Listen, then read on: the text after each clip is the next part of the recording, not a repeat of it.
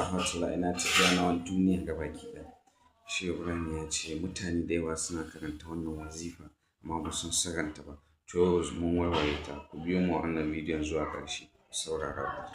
Ko kuma fa bani iya su ninewa a domin naji kam da yawa sukan ɗimauta ya kazani. To da kusan ƙarshe ba za ka iya ma masu inkarin karamomin waliyi ba. Duk waliyi kuma komai ƙanƙancin shi yana da karama. Kazaka karamatun li ahli wilayati fa minhu unilu ma unilu li humada. Duk waliyi yana da karama. Shehu dan hodiyo da yake a nan ƙasan ya shahara sai ya nuna wani karama. Ga ta nan rubuce a littattafan fodiyawa. Ka san wani abin mamaki ba yadda za a yi ka ƙaryata wannan, to sai aka yi mata zagayen ɗan wake. Da aka zo maganar sai aka ce ga Shehu Usman dan Fodi wata rana yana tafiya ya ɗauki Umarun Mu'alkam. Suna tafiya sai suka wuce gonan goro. Sai ya ɗiba bayan gari sai ce, oh, ashe Modibbo, ashe akwai gonan goro nan. To bayan sun dawo sai ya zage hanya, wan sake gobe don ya je ya ɗibi goro. Sai makuwa ta kama shi ya ɓaci. Yana ta tawassuli da Shehu Usman dan Fodi sai gashi a gaban shi. Ya ce, kai Umaru ina ka fito haka? Sai ce wallahi goron nan ne na zo dan ɗiba. Ya ce kai Umaru, gwanja ne fa can wajen Ghana, tafiyan sama da wata ɗaya sannan ya kama hannun shi ya dawo da shi. To ka san abin da mutanen nan suka ce? Suka ce to in ma ya ce ya nuna karama mun ji, taku ɗaya ya je ya nuna karama ya ɗebo goro, amma goron gonan mutane ne.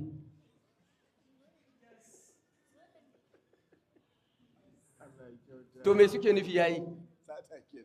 A gani? Wani ya zo min da kaset ɗin Shehu Ibrahim Mansur gashi.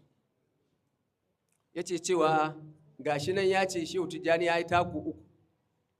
Ya zai arfa da Shehu Aliyu Harazimi taku uku fa. Sai na ce, ai ya rage. Wannan tafiyan, wannan ma ba bayanin, gundarin bayanin dai yana nuna kawai sira ne kissa, amma yana rubuce. Amma mu ga ɗariƙa muna da sirrin ziyara, muna da jauharatul kamali, wanda idan muna ciki manzo Allah da kanshi yake zuwa mu.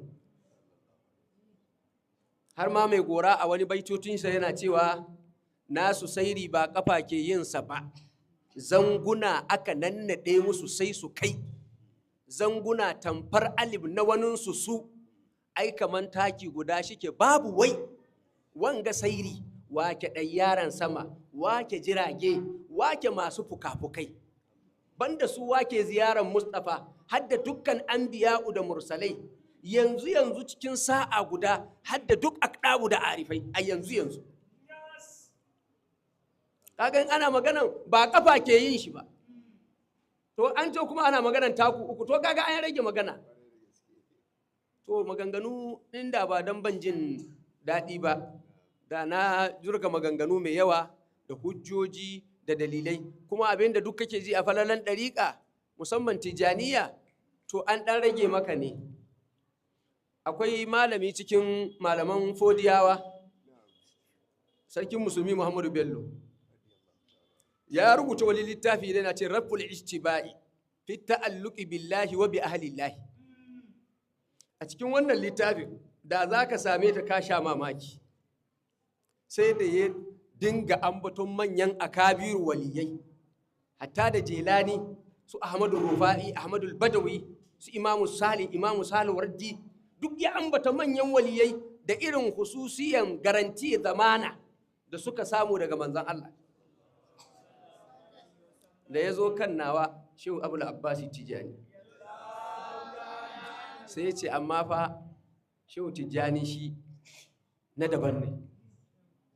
Abinda ya samu daga annabi sallallahu alaihi wasallama, almajiransa ya samu lamanan da duk waliyan Allah ba su samu ba. Almajirinsa in dai yana wuridinsa ya ce to zai shiga aljanna kuma ba zai ga hisabi da iqabi ba. A wannan littafin fa ba ni na rubuta shi ba. Sai ya ce duk abin da suka yi walau fa'alu ma fa'alu min az-zunubi wal ma'asi. To kaga wannan magana ne na Muhammadu Bello.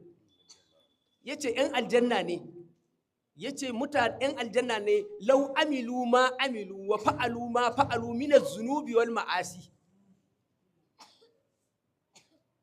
Wai mutane suna duba littattafan nan kuwa? To in ka ji an sharko wata magana malam sai ka tsaya ka yi ta mamaki, kana mamaki abin kamar ya kashe ka dan takaici. Wato sati mai zuwa ko bidiyon mu na gaba za mu shiga cikin wani ɓangare ne da ke da rikitarwa mu warware sa. Ba za ku so ku rasa wannan ba.